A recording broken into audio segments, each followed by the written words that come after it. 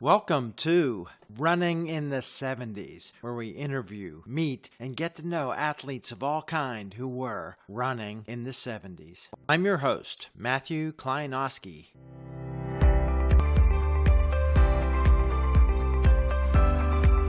Today on the podcast, we're trying something a little different. We're going to do two continents at once. One place probably none of you have ever been. I haven't been there. Mogadishu. Yeah, that's Somalia, with Don Young and Andrew Hampsas in New York, two training partners who ran in the northeast of the U.S. in the 70s. Welcome. Hi. Thank you, Matt. Good to be here. Why don't each of you guys tell me what it was for you growing up in terms of playing sports or being competitive? I was a playground kid. Like a lot of children from my generation, we were outdoors all the time when we weren't in school. We were playing stickball, touch football, paddle ball, hide and seek. We were playing army games. I was always watching the Olympics on television. I can remember actually watching the 68 games in Mexico City. My parents explaining to me about the difficulty the athletes had at altitude. And then the 72 games, I really got into it as a fan. Dave Waddle, Frank Shorter, Pekka Vasala, Kip Kano. I saw Jim Ryan fall when he crashed into Billy Forjor. I always had it in my head that eventually I would want to run too. I started doing that in junior high, training on my own. I joined my junior high track team and ran the 800, which was the longest event available to junior high people in that area at that time. And then I ran in high school, college, and beyond. What grade and what year was that? I competed in 1976, which was ninth grade, which would have been my freshman year in high school. But we had a junior high system where we went to ninth grade. How about you, Don? Almost the same story. We played in the streets, right? Stickball, tag, ring a labio, Johnny on a pony. I was a big football player, though, not tackle football, two-hand touch football in the street. I was a shorter guy, a skinny kid. I thought I was fast on my block. I was fast on my block, but once I went to high school and I met people from different neighborhoods, I was no longer fast. And I started running track. Into one of my first races my coach put me in was, I guess, in State Army. What was the longest sprint they ran, Andrew? 50 meters or 60 yards? 60 yards. 60 yards. My first heat that I ran, Willie Smith was in it. And we all know Willie Smith from Uniondale. And needless to say, probably I was getting out of the blocks and he was dipping at the finish line. And then my coach, smart as he was, moved me over to middle distance, 880. There's no 800 meters, and then a mile and 2 mile. And that's what I ran in my whole career. And I was from 72 to 76, the same high school Andrew was in. He followed up after me. Oh, cool. Let's talk about what facilities there were at that school. Were you given shoes? What'd you put on your feet when you first started? And how was the quality of your coaching besides figuring out you weren't a sprinter? We were lucky. Our school had an all-weather track, which was about 6 blocks away from our school. And we had a locker room. We had an excellent coach, Arnold Minkoff. He was way ahead of his time. He was getting coaching information from the then Soviet Union. He had us doing interval training and static stretching, which very few other high school athletes were doing at that time. We were really lucky to have him. He was probably at the level of an NCAA Division I coach, coaching high school. We weren't given shoes, but I wore a pair of Brooks trainers at first that I got from Sears Roebuck, and I eventually got some Nike shoes. It was very difficult at the time buying shoes. It was an analog world. So you couldn't shop online. And there were only really 2 places in all of New York City to get high-level running shoes. One was a place called Carlson Imports on 18th and Broadway. And then there was Gary Murky, the man who won one of the early New York City marathons, the first New York City marathon. He had a store on Long Island called Super Shoe. And he also had a van that he took around to local high schools and colleges called Super Shoe on Tour. And he sold shoes out of the van. Did you have track spikes? Yeah, most of us didn't get to an all-weather track till around 76, 77, I think. How about you, Don? When did that? Do you remember when that all-weather track came in? Yeah, it was there when I started high school at 72. It was the only one in Queens that possibly a tartan track, right? It was pretty amazing because besides that, there wasn't a lot of money for uniforms. All the uniforms were hand me down, you know what I mean? I think the first time they got new uniforms is after I graduated. I got new sweats, right? We had t-shirts that we were wearing that had holes in them, but the pins in them, they looked like moth beaten. But we didn't care. It was representing our school. And like Andrew said, Gary Murphy would come around with his trunk of his car, his van. I remember the trunk of the car and open it up. It was a big thing when he would come up there. To the place we ran was called the Car Barns because it used to be a railroad yard before they converted into a athletic field. He used to come up there. It was a big deal. Shoes was flats and shoes, we call them. They were so expensive. Andrew's right. The only place he called it Carlson Imports, and I don't really remember that name until he brought it up, but it's Paragons now, which is a famous.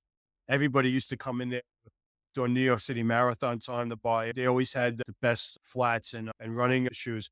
But I can remember buying a pair of spikes. The coach had somebody come in, and I bought Adidas Chicago, and I bought these Puma spikes, and I still have them. They almost look paper mache. There was basically no protection on the soles, and the spikes were you couldn't remove them. So I still have them. They're pretty funny, but that's what I remember. There was also a place up by the Bronx by Van Cortlandt Park that sold high-end racing flats. I don't remember the name of it, but that was a great place to be because during cross-country season, everybody would flow over there after the races. I don't remember the name of the place, but there was very few places that you could buy like top-notch running gear at that time in the 70s. That period from 72 then to almost the end of the decade, was girls' sports, girls' running part of that school yet? I'll tell you real quick, there was no girls running team. And we probably in Queens had the first female runner. A coach brought her on the team, Gail Douglas, and she was running the 880. She was fairly competitive, pretty good runner. But that's how, when you think about it, it doesn't seem that long ago, right? And there was no women's track and field team, but eventually there was. She was the first woman that I know of. Well, there was one from Richmond Hill, a girl called Marianne Pearso. Andrew, Marianne, yeah, she was now, very good. she's now, Matthew, she became a world-class race walker under the name Marianne Torellis later on. But having Gail Douglas on the team, man, that was it. That's all I remember. Again, I echo what Andrew says. Our coach was so advanced in the times. We can go into the story later, but we just had a 40 somewhat year reunion with the team, the first one in 40 years, to support the coach, show him how much he meant to us. He was a father figure, right? A fantastic coach, and really, man, a father figure to probably almost everybody that was on the team. So that's how it was back then in 72 to 76. Matt, as far as the women's team, Donald predated me in high school by 3 years. By the time I was in high school, we did have a women's team and there was a women's league. And when we had dual meets, the format would be the girls' meets and the boys' meets would take place at the same time. Obviously, the races weren't mixed, but it would be like the girls would do the 100 meters, then the boys would do the 100 meters, etc. So what's really funny is recently me, Andrew, went up to 168th Street Armory, which is now a world-class track, right? Yeah. Records are set on that track. And we watched a high school meet, a PSAL meet, and the girls are now running, they were running relay legs against the boys, and some of them are beating the boys. And we're not talking about like top high school women runners either. So the talent level has really dropped. And from what we saw, there used to be some outstanding runners back in that day. Guys like boys high school, man, had 4 or 5 guys, 400-meter guy. Vince Matthews came out of there, but they had a bunch of guys that were sub 50 guys, 48 seconds. They could put 4 guys together that cracked 48 seconds in a 440, which is really great times back then.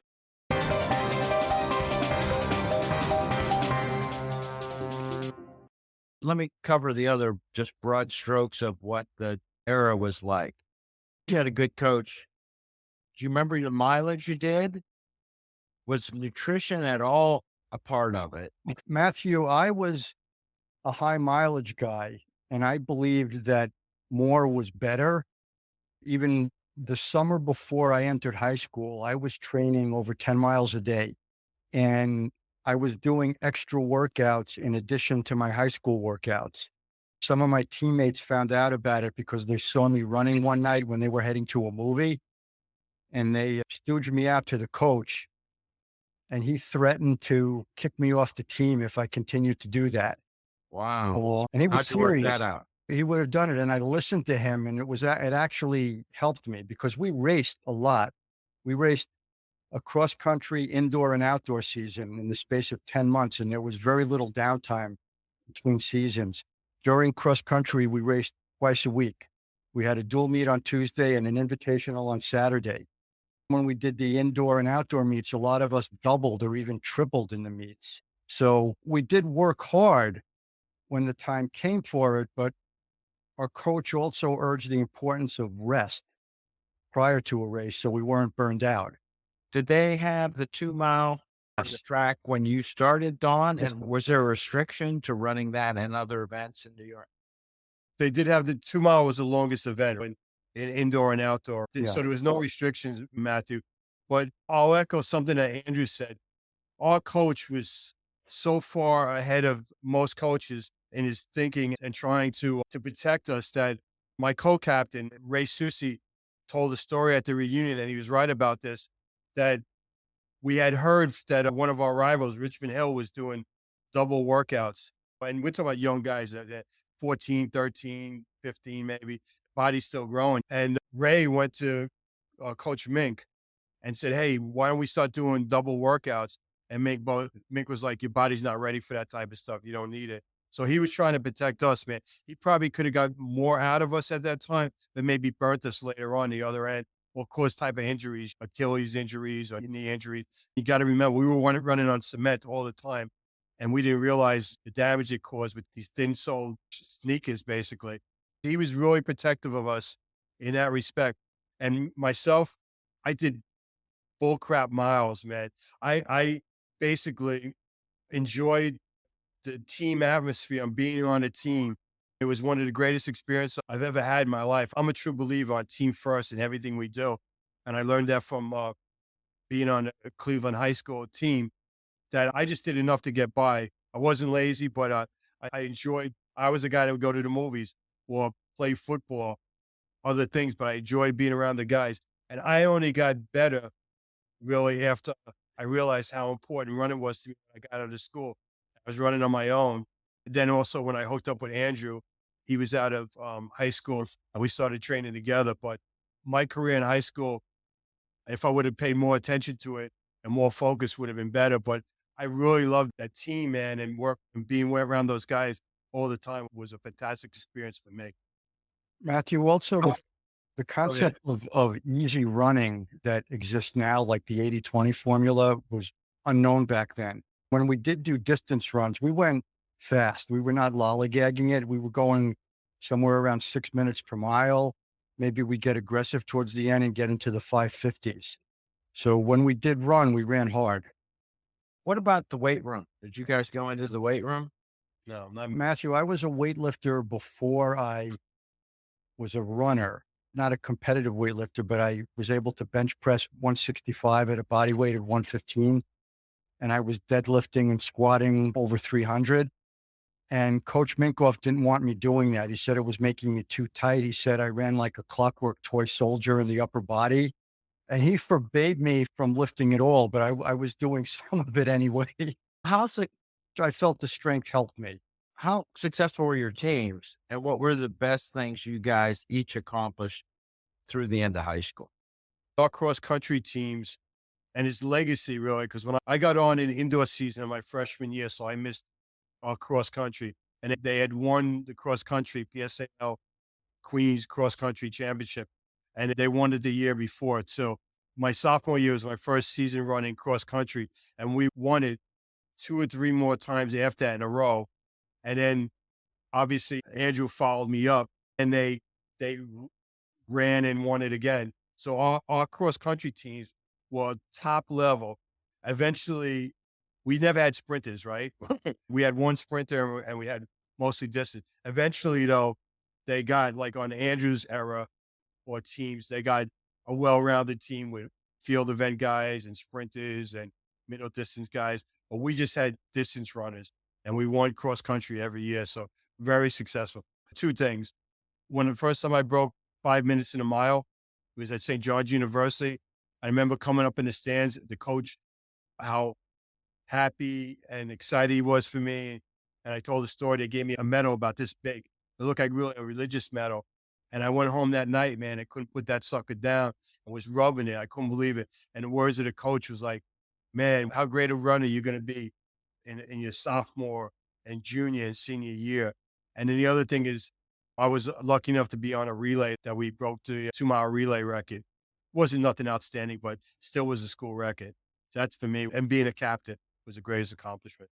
Andrew. After Donald left the team, the cross country team was all I knew about the cross country team before I'd even gone there, because this was still the era of print newspapers, and I would read about their exploits every weekend.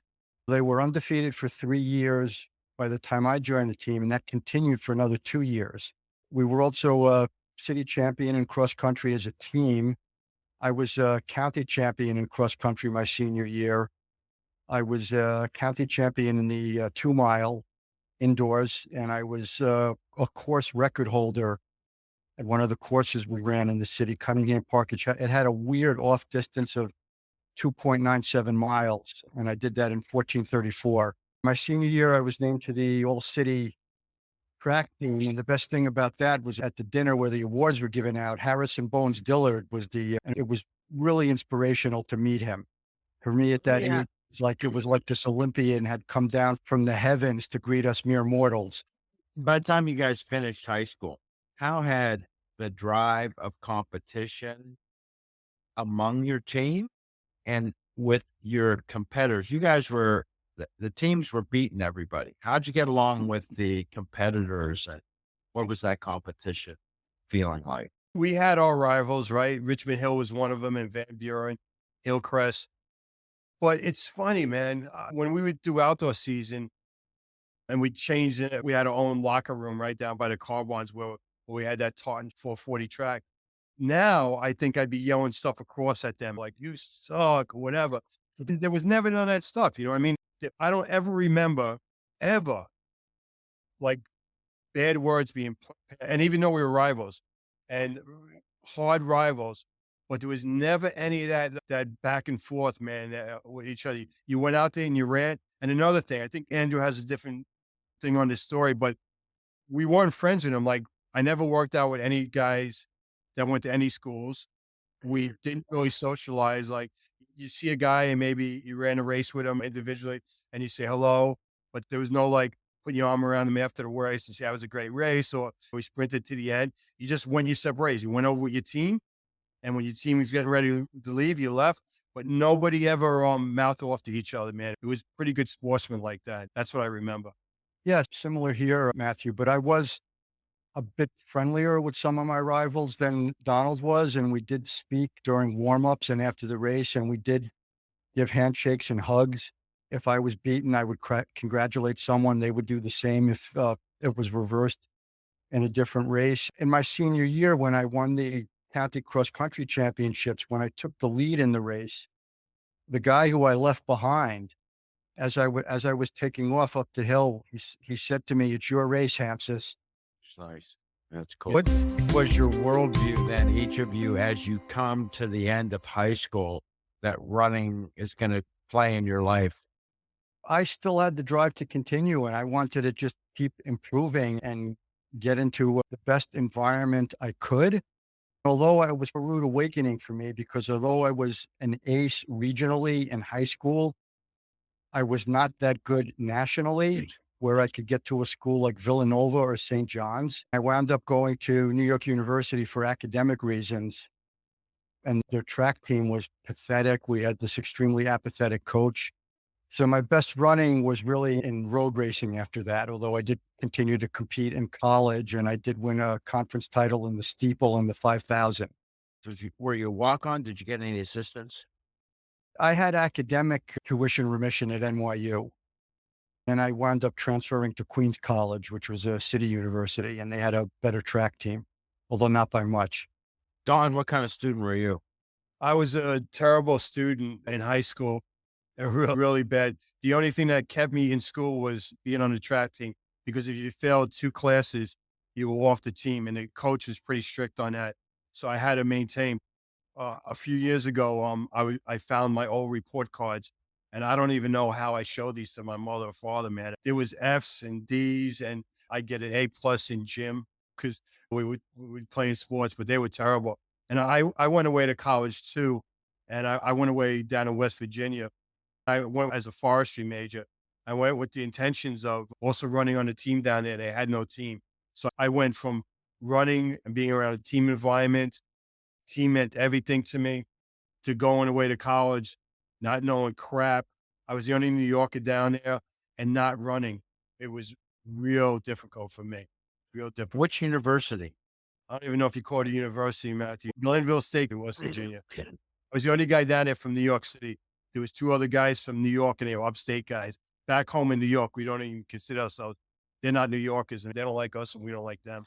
Well, it's Well, different how'd thing. you pick that place? How'd you end up there?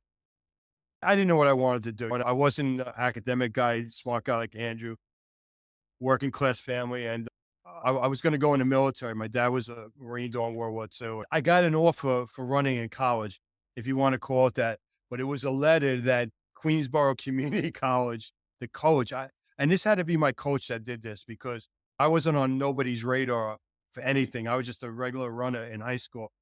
And I got a letter from the coach over there, Joseph Senf, asking me would I like to come to Queensborough Community College to run for the team, but probably should have really, but I didn't. So I wanted to do something outdoors.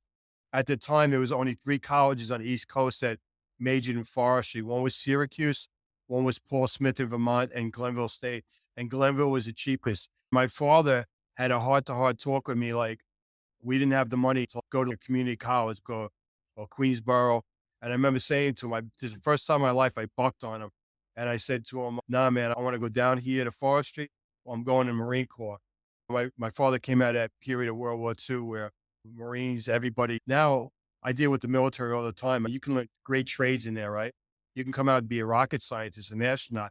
Back then, everybody was a rifleman. He was like, I don't want you going to Marines. He was like, go to the Navy or Air Force. And I was like, no, man, I'm going to Marines. And 2 weeks later, he found the money. They found the friggin' money.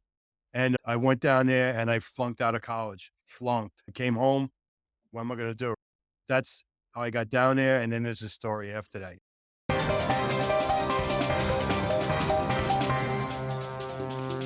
Andrew, how was the coaching change and the state of the sport change those next 4 years?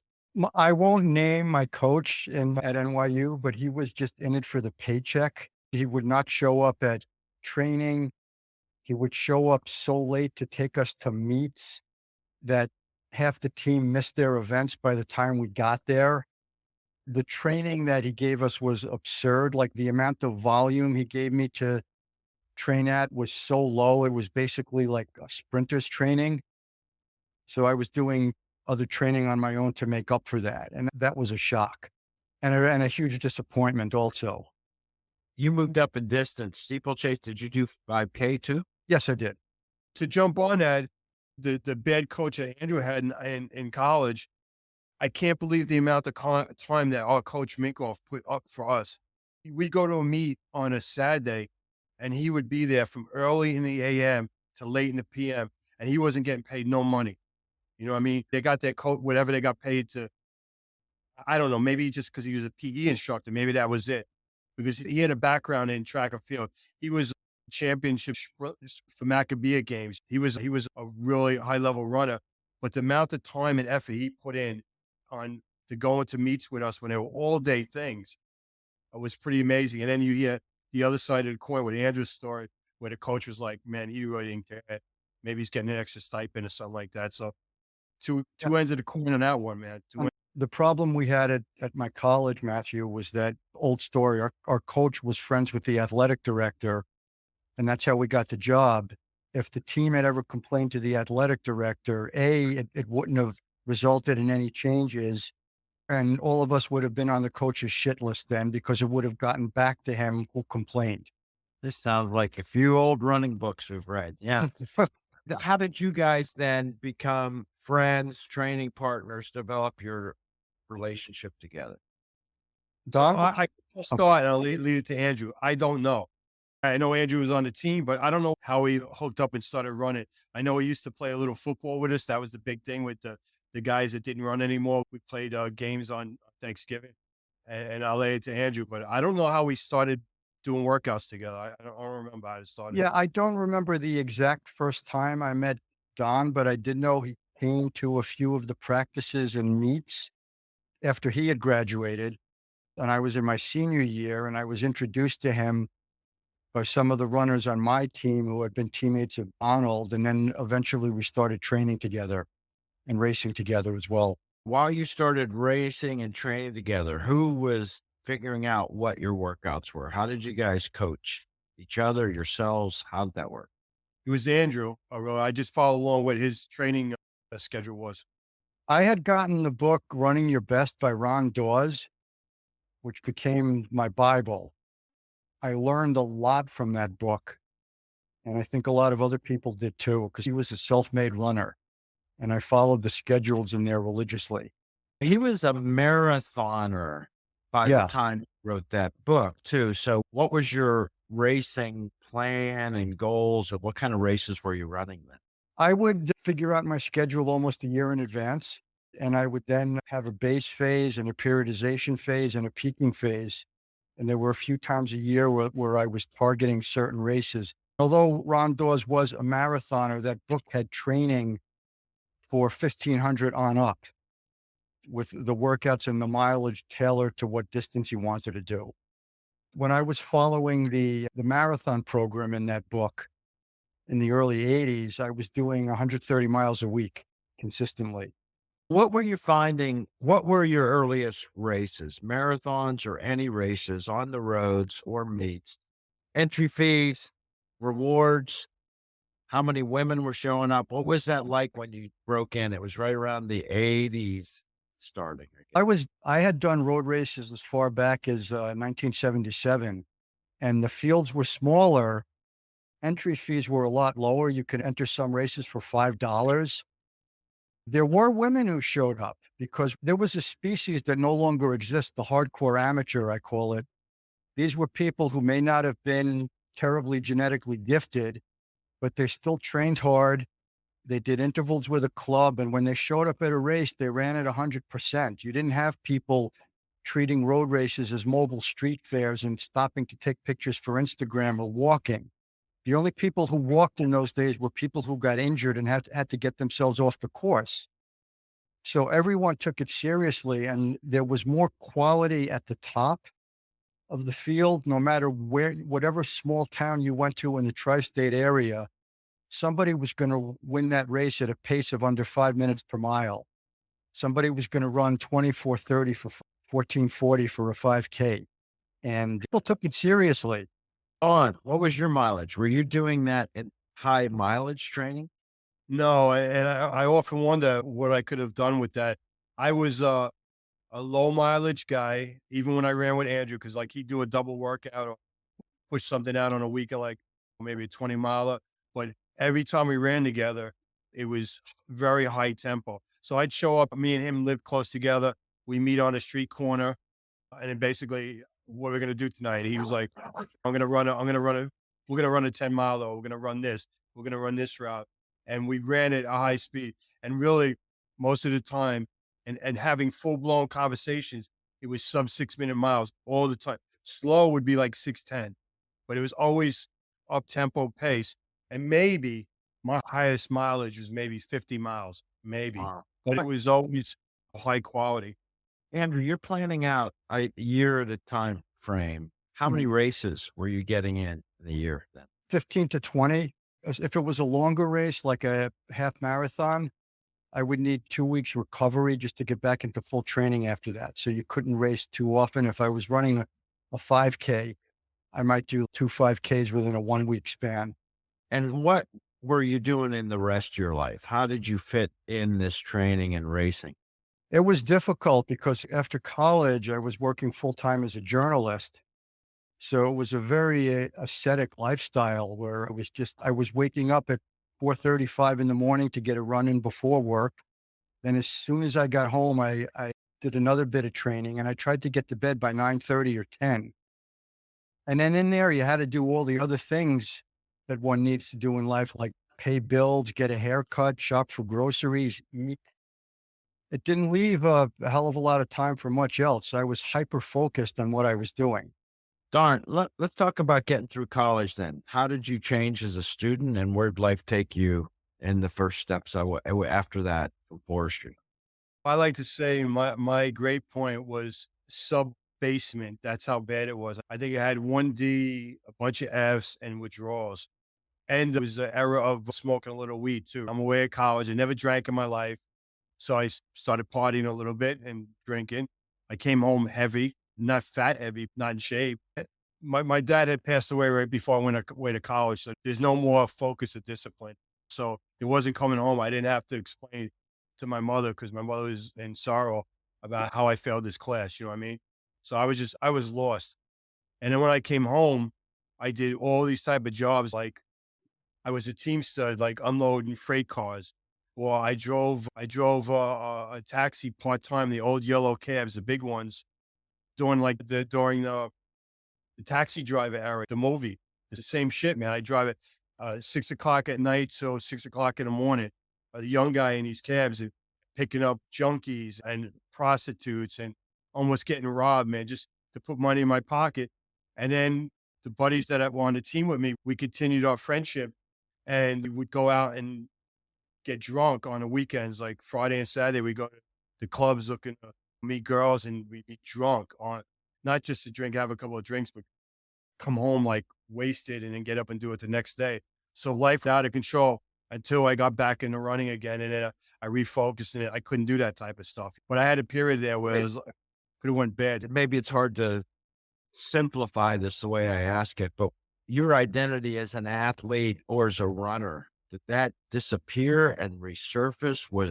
Did you still think of yourself that way or were you just, that was lost too? No, it was really lost because again, it was a team. It was no team anymore, right? So it was lost. Fact, when Andrew says that he first met me or remember seeing me when I'd go up to see the team, I remember I did workouts with them and I wasn't in shape. One of the guys on the team that was a nice guy and the coach helped him through, but he was a terrible runner. But he always was at practice. He was a team player. This guy was beating me and we would do a speed workout, a stair workout. And I remember the coach looking at me like fucking disappointed. What This guy, happened? yeah, man, Yeah. looking at me like, maybe not so much like, oh, you're not 120 pounds anymore. And I wasn't 220 either, but more looking at me like, what are you doing here? Almost like you're not part of the team no more, bro. And then I never forgot that. And it was a motivation tool for me later on when I got really good, my level of good working out. Andrew, I went back there and to the team and I worked out and I destroyed his top runners when I was just really coasting to a workout. And I remember the coach gave me a look like, what could have been or what the fuck? And that was me telling him like, fuck you in a way. And I love the guy. I love him, but I felt I was done dirty there in a way. Let's talk about how long you trained together, raced in the same races. What was changing as you continued your racing careers? The timing chips, crowd sizes, how was things changing throughout that next decade? Yeah, because we ran through the 80s running boom. Fields were getting bigger. Entry fees were getting more expensive. Security was getting tighter in terms of getting into a race corral at the start of a race. They had people checking your numbers. There were course marshals because it was more about the honor system before that. The idea of safeguarding against cheating didn't exist because no one was really going to cheat. But then things happened like Rosie Ruiz, for instance. So security was tightened up and there were more leisure runners coming into the sport. Like I had mentioned, the hardcore amateurs before. Now we had people coming into a race with the idea that they were going to walk part of it or all of it, which would have been anathema to anyone 6 or 7 years earlier. How far afield were you going for races? Tri-state area, New And York, when you say tri-state, New York, Pennsylvania, Ohio, New York, actually, Jersey? New Jersey also, Connecticut, Pennsylvania. Who were some of the other names that would show up at these races? Were you in races where Oh some yeah. of the who were you running with? Herb Lindsay, Gary Finelli, Bill Rogers was in some of these races, Frank Shorter. On the women's side, we had people like Patty Catalano. She also lived here in the New England Northeast area. There were a lot of top runners, and the winning times at these races, the sharp end of the race, it was world class. And it was really good because if you wanted to run a PR, you could get pulled along to an extremely fast time. There would always be someone right around you running at your pace. And if you sped up or slowed down just 1 or 2 seconds per mile, you'd still have a crowd to run with. Did you ever meet Ron Dawes? Not personally, no. I wish I could have. Yeah. Don, where were you in the pack and what was your goals personally for running? And when you entered these races, did you have a time goal, a place goal, a performance goal? How did you guys both view that? Andrew was a better runner than me, but when I started working out with him, I realized the potential I had. So my times all of a sudden started radically dropping, right? I would try to get as close to him, and we'd go to a 10K race or 5 mile race, or sometimes it'd be a 4 mile race, whatever it was. And I would base my performance off of what his time was. And I'd be behind him, whatever, if it's 10K, I don't know. Close enough, but not close enough. You know what I mean? He was a good runner. He was New York, I think, Junior of the Year. So that's a big deal. You know, New York Road Runners Club. Then as I started working out with him and realized what I could do, my time started really dropping. I went from a 27 something 5 mile down to 26:12 or 26:18. And it was still a lot of room to improve. But I went to a career path job wise. I knew I had finally made it as a runner. And me and Andrew had spoken about this when I beat him in a mile race, even though he didn't have the leg speed. I had more leg speed than him. But to finally beat him, then I knew I was cracking it. And that's when I hit my best times, like my best half marathon time, my best 5 miler. But I went to the police department right when I was there. Right when I was there, the times were coming down. So I often wonder what my times really would have been, to be honest with you. There was room to improve, and not even with a lot of miles. Like I was saying, if I did 50 miles a week, man, it was a lot. It was just all high tempo running, and really was with Andrew. When I started getting good with those times, if I entered certain races, maybe not a race in Central Park, but a little maybe unknown location or not as popular, I would take a age group award. So it was trophies and medals and things like that. There was no gifts like you get a gift certificate or you get money. There was none of that stuff. I ran the 78 New York City Marathon. I forget how many people were in there, but I also ran 80. And then the jump in the amounts of how big the fields were like incredible. I think it was like 10,000 people or 12,000. And to think about, what is it now, 50,000? I don't even know. It's crazy, Yeah. right? 1980 New York Marathon might have been one of the races we point to say it changed the sport. Yeah. That's cool to beat. Andrew, do you remember that mile race? Yes, I do. Do you know about the Postal Mile series? I've heard of it. Yeah. Yeah, there were a series of 1 mile races held in different locations throughout the country. And then the race director would send in the results by snail mail to a central location. That's why it was called the Postal Mile. And the results were posted in some running magazine. So I remember this race. It was a 4:34. It was on a track and we went 1-2. We thought, So what age were you then? I was 19. Donald was, what were you, Donald? Like 23? Yeah. Okay. But more to the race than that, Matthew. But he gleaned it, that there was more to it. We had made a plan to work each lap. And I remember I got mad. Maybe it was the second or third lap. I took the lead and it was competitive, man. It was other guys there. And I was waiting for Andrew to get up on me and to take the lead so we could pull each other. And he wasn't around. He was behind me, right? Because we were going at a really hard pace. And then he went by me, probably on the last lap on the backstretch. And I thought, how unfair is that, man? This dude was supposed to like take like the lead on the third lap. And then he had me and I came off that turn, man. And when you feel like it's the perfect race, like you almost feel like you're floating and you're like the top energy, and you don't even know where it's coming from. And I just slingshot off the curve, man, and got him. And then I knew my time still, if you looked at my times at Andrews are always going to be better. And was from the 2 mile up or the 5K or 10K. But I knew I was cutting on him. I was getting down. And I don't know if I would ever went ahead of him, but I always said this. And even we haven't seen each other in many years, and we just reconnected. And we talk about this, and I bring it up because it makes me feel good, right? But I always said, I wish I could have got him at the 2 mile, man. That would have been the ultimate race because he had a lot of guts. But if I would have hung with him, I would have took him at the end. That would have been the ultimate race. So, John, the reason why I didn't take the lead at the 800 in that race was I couldn't. I was redlining. that's That's the truth. That's the truth. But then the last lap, there was a slight slackening in the pace, and I moved into the front. But you kicked, so chapeau to you.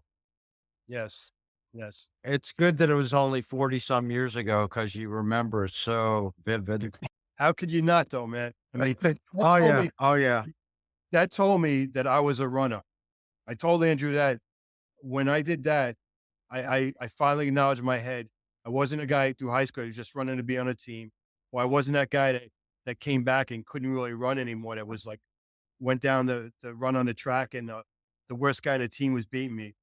Now I acknowledge in my head that I am a runner, and that's what it meant to me. That's brilliant.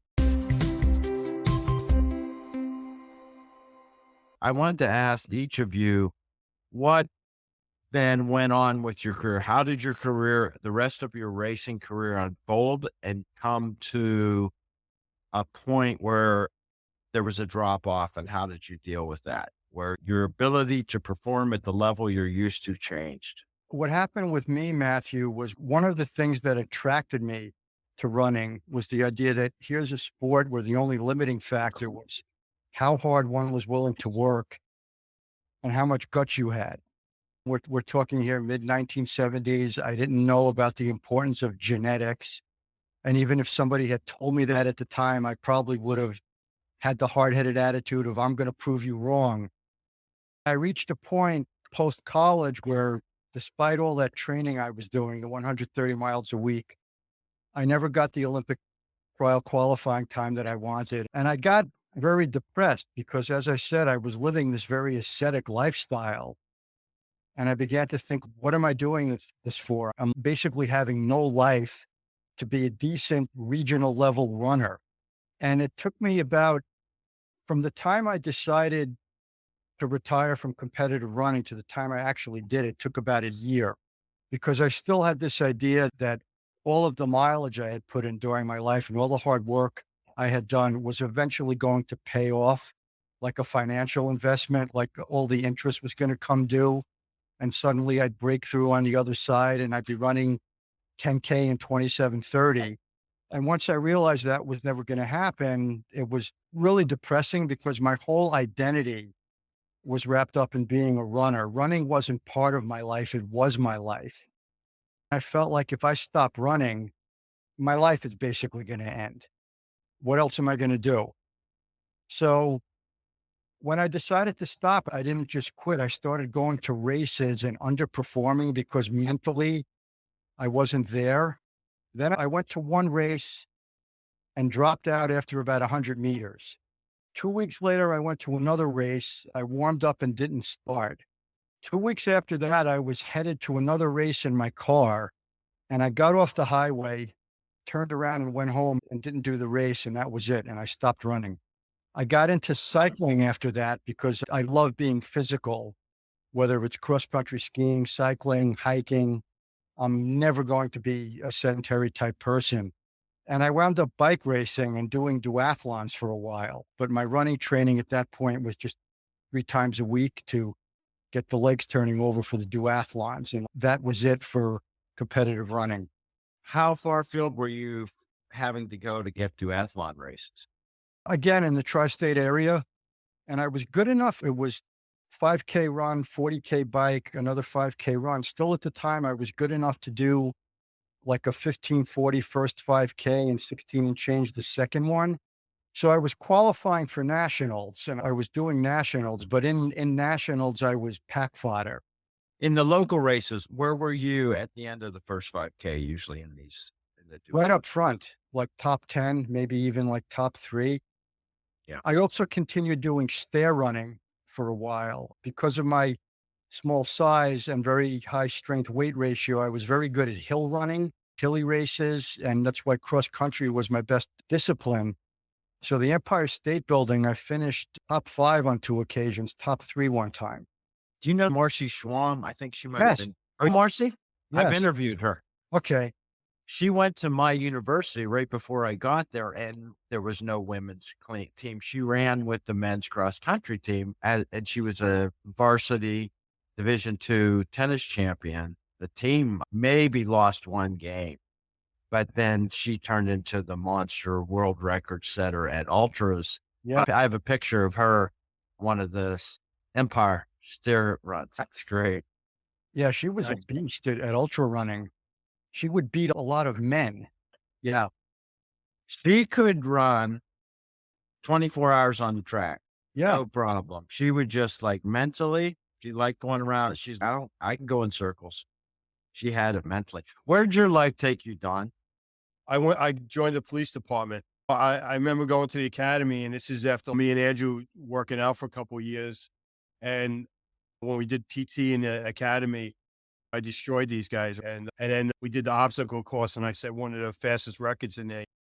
But the reality is, if you take the job serious, you can't be doing the workouts anymore. I don't know how it all of a sudden happened, but I went to the police department, and Andrew just didn't work out anymore because I really loved the police department. I enjoyed that work. But what running did for me is I used my running ability to become a better police officer. Like, all I did was chase guys with guns, and I worked in high crime areas, unfortunately, high minority areas, right? And nobody ever got away from me. And I remember my coach told me about the strength of a 800-meter run. I was chasing guys down that probably on the track could run 10 100s or 9 900s yard dash. But if I could keep them in sight for a little bit, the strength of a half a miler, man, I ran him down. And everybody knew me in the precincts. Man, this guy could run. I wasn't the fastest white boy, but I could extend it out. And that's where it took me, man. Into my second career with the military, running has saved my life. It has helped me save other people's lives. Running was a foundation of being a good police officer, and my retirement career working overseas and working for the government in all these non-permissive areas. Without running, I don't know where I would have been. So it was always a part. Even if I wasn't out there training, just the ability to like know you could do it and to keep on going just propelled me. I always give credit that running got me to the point I am right now to have these opportunities to do some fantastic type of work and jobs. Well, you both transitioned out of competitive running racing. Did you stay fans of the sport because it was part of your formative identity? Have you followed the sport since then? Or you're still fans? Oh, yeah. I still follow the sport, Matthew. And to this day, when I watch the Diamond League or the Olympics or national championships, my heart rate jumps up when I'm watching when they get to the 500-meter mark in the 800 or when they're settling into the blocks in the 400. I'm still a runner, even if I'm not physically doing it. And I love the sport. It's one of the most purest and oldest sports that there is. Simply get from point A to point B faster than your competitor. And the drama of it, the suspense of it still gets me. How about you, And Don? yeah, for me, once I went to the police department, I ran on the NYPD running team, and we have big competition. Here's something for you. We have big competition, FDNY, NYPD, 5 mile in Central Park for the Mayor's Cup. And FD always beats us. And FD had a national class runner, Andrew known, Louis Vasquez. I believe it was Louis. No, Luis Asta Lizaga. I hope I'm saying this. Yeah, I think he wasn't he a sub 4 minute miler, Andrew? Yes, he was. He Yeah. was actually maybe lower level world class at one time. Yeah. So they had a bunch of good runners on their teams. They could put 5 guys in a Louis obviously could run mid 25s in Central Park at that time, but they could put a bunch of guys in the 26 range or 27, which is pretty good, full time working guys. And we would get destroyed by them. But I remember like the first and second year, I still had that foundation in me. And we had a guy, John Williams, that was a top notch PSAL runner out of Thomas Edison. a really top level runner, and he was on the NYPD. Then they got me on the team and a couple other guys, and we took them the 1 year because they couldn't match us in strength. But after that, I could never watch the New York City Marathon again because I couldn't participate in it. You know what I mean? Meaning because I didn't have the time to do that type of miles and go out there. And I remember for me, it was depressing to even think about. I tried to disappear on that Sunday or wouldn't pay attention to like when I ran them and Andrew ran them and our friends ran them, you'd want to get the Daily News the next day to see the results. But when I couldn't do it no more, I didn't do it anymore. Man, I didn't even want to know that was Sunday was, I think it was in October at the time. I wanted to put that Sunday out of my mind. Later on, I love watching running events. And in fact, me and my co-captain, Ray Seuss, after the Ray Susi, after we had that reunion with the coach, he lives out in Portland, Oregon, and C. Prefontaine was our guy. He was out there, and I met him out in Eugene, and we watched the World Championships recently, man. So I'm back on the full string of watching these races and these incredible athletes that they have. But for a while there, I couldn't watch it. I couldn't watch it. Let me ask you a scattershot about all the other stuff that's happened since then on your thoughts. You mentioned that there weren't money gift certificates in the races you were in, Don. Now the sport's changed. Have you any experience or thoughts on how this stuff has come on any level of the track? We've got drugs, we've got cross-gender issues, we've got big money, the sponsorship. What are your thoughts on the sport having been in the formative decades? So I have no problem with them making money, sponsorship and stuff like that. In fact, even back then, they were taking money under the table or around corners. But the transgender stuff and all that stuff, man, I'm against it, totally against it. I don't see the point. I don't get it. I can't figure out a way or rationalize why that's happening. But the money, they deserve it, man. These are full-time jobs, man. And if they can make the money legitimately being sponsored and prize fees, why not? Why not? Matthew, when I was running the roads, there were not enough to live on, but I did make some nice paydays. I finished third in the Yonkers Marathon one year and got $750 for that. I finished second overall in a half marathon on Long Island, got $250 for that. There were other races where I won $150, $200. There was one race where I won a vacuum cleaner. So you could pick things up, not enough to live on unless you were world class. The biggest thing that gets me now are the super shoes. I don't think that times from this year, even though you would have had an improvement just due to human evolution and improvements in nutrition and training science, I still don't think you can compare times today to what was going on in the 70s and 80s. It's similar to what's happened in powerlifting with the bench shirts and the deadlifting suits. I feel like these athletes are basically running on trampolines now. And when I see a woman running a marathon in 2:11 and change, that to me is just ridiculous. There's been a lot of discussion of it, of some of the elite marathoners and some of them off the record talking some of the conversations they're having. There's another podcast coming out with some of the people. I think they want to get a little bit more on the record about their thoughts that same way. You said you hadn't been in touch for a long time. How long was it and how did you get reconnected? I was always connected to the sport as a fan, even though I left it as a competitor in the late 1980s. Even though I was depressed about the way my own career had gone, I never lost my enthusiasm for watching world-class meets. Had you guys talked to each other for a while? Yeah, it's not that we had any problems with each other. It's just that my career was, I'm a very competitive guy, and the competition with the police department, chasing bad guys was like paramount. And you work in these weird hours, so you lose touch with people. You just do. Well, if I may just add to that, Matthew, it's like Don said, it's not like we had a falling out or. Oh, no. Yeah, no, it's just, And Facebook is how I've connected to a lot of old friends. This is what I was leading up to. In the analog era, it was easy to lose touch with people. It's not like you could have sent someone an email in the middle of the night or sent them a text message. Don was working strange hours. So if I called him on the phone, I was going to wake him up, or I was going to leave a message that he wasn't going to get to until the next day. And if he could call me back, it would be the middle of the night, my time. And then suddenly, like you realize 10 months or a year has gone by and you haven't talked to someone. So we reconnected. One of our guys on the team, there's one of us, and he'd be an interesting guy for you to talk to, Matthew, is Junior Estrada. He's run a bunch of ultras, Western State. He was the bridge between me and Andrew, really. I caught him for 2 years or a year, and then Andrew caught him for a couple of years, and he was a very good runner. And he's still competitive, like he did triathlons, and he's really plugged into the running scene. He lives up in Massachusetts.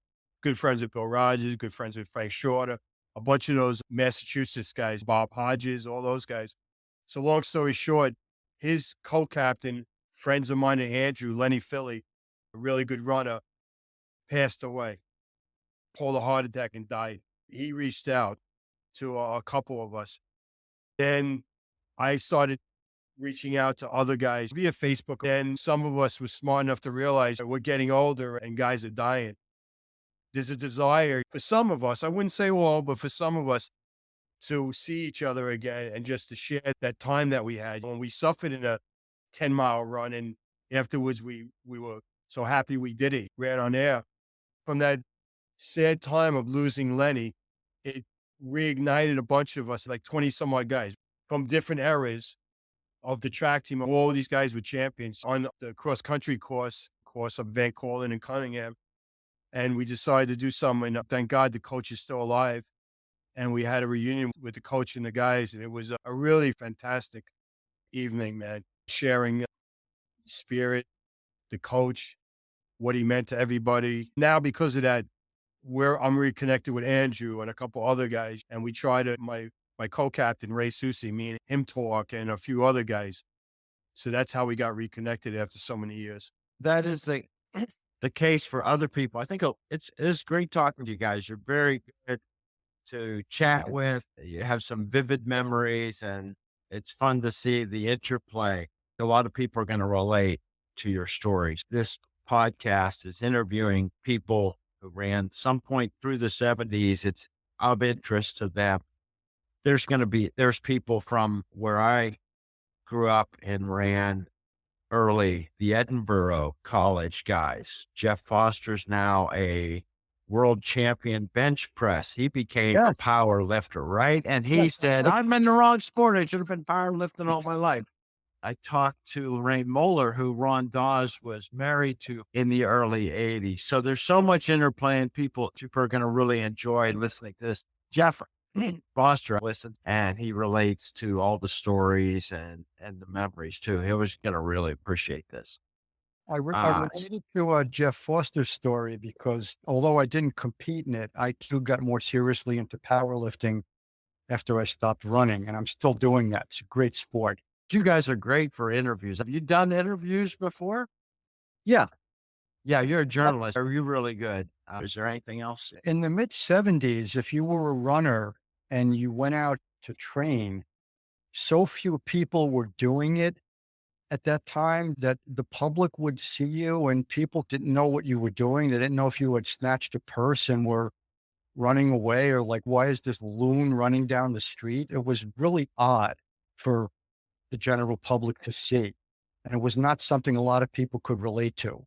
When I ran in Western Pennsylvania, the same thing on the roads in 73, 74, 75, my little town, everybody would, hut one, hut two, thanks for your service. They assumed you were in the Army. Yeah. Or going into the Army. Yeah. Did you feel like a pioneer at all? Your track teams were developed. Your cross-country school teams were developed. Did you feel like a pioneer at all? I do retrospectively. I didn't at the time, because at the time I was just doing it because I love to run and love to compete. It took the prism of looking at it from 5 decades later to see that we were pioneers and that we were on the cusp of a very changing era. Don, any feel that? I know your life was sounds more turbulent and a lot going on, and maybe your outlook for the future was less stable. How did you feel about those years and what you were doing?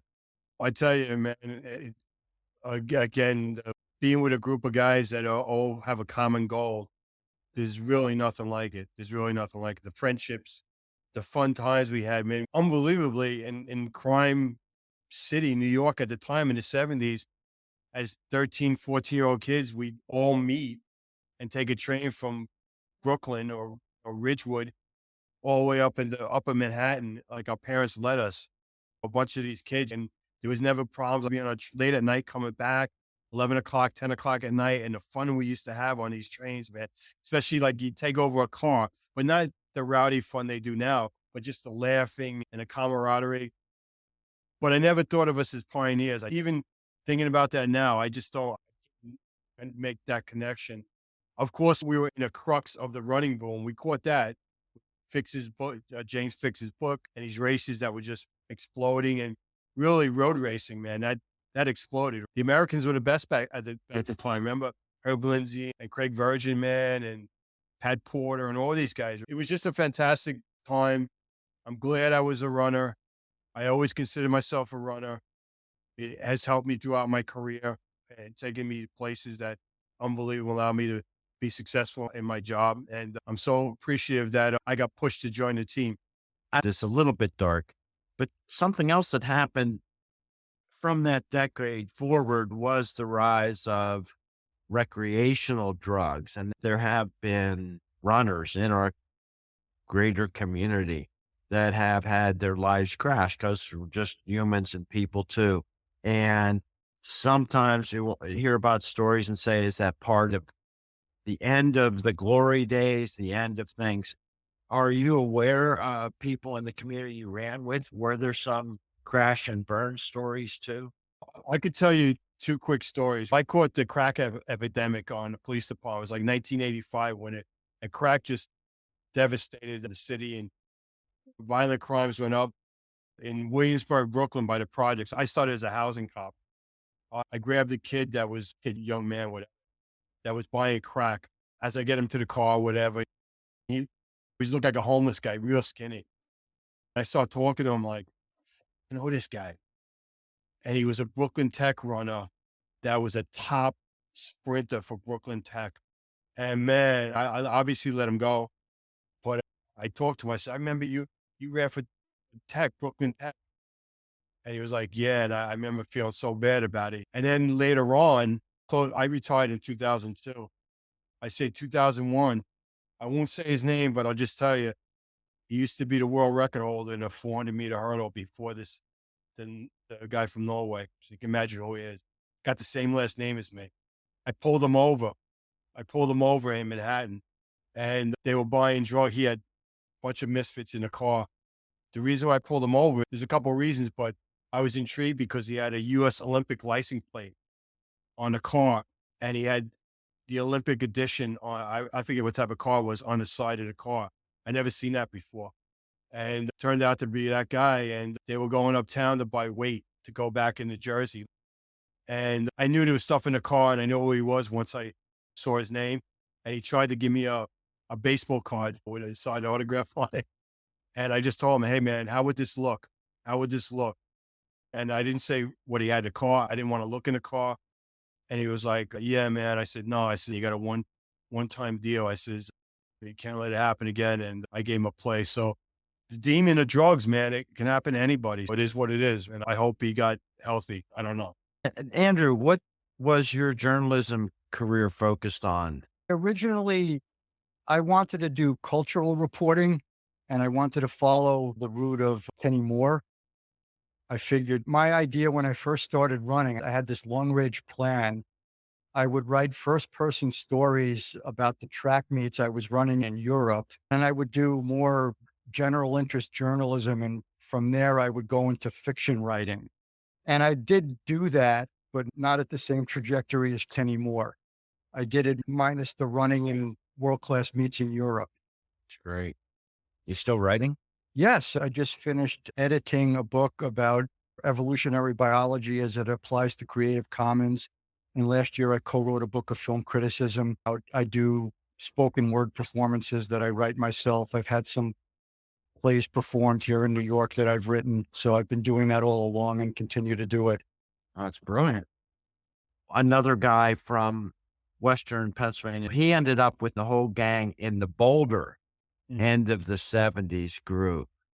Mark Muggleton. Pete Lucas is there. He was a guy who had the get through school to stay eligible attitude. He became an NYU human rights professor. He's down in Brazil every term break with students. He's become a great photographer. Everybody's busy, but I'll point you to that and you can track down Pete Lucas. You might enjoy his work. You seem Sure. to be on that creative level. I think you and Pete might enjoy connecting to see each other's work.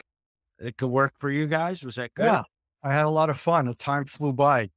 Yeah. Great. Yeah, I Great. got a good dinner coming up in about 15 to 20 minutes, man. And yeah, it was awesome. It was awesome. All right. Thanks, guys. Thank you for the opportunity, Matthew. I appreciate it. On. Bye bye. I hope